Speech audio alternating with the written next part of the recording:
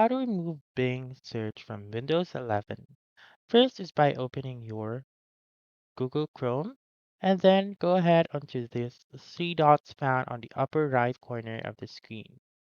Click on Settings and then click on Search Engine. Once you have done that, you may click on Manage Search Engines and Site Search and scroll down and look for Bing. Click on the three dots right here and click on Delete. If you cannot click on the three dots, then make sure to choose the default um, search engine first. I'll just choose Google, and then you may be able to click on the three dots and click on Delete right there. Click on Delete, wait for it, and then there you go. You have now removed Bing from your search. So that's all for this video. Let me know in the comments section if this works out for you. For more helpful tutorials like this, please subscribe to our channel and don't forget to click that notification bell.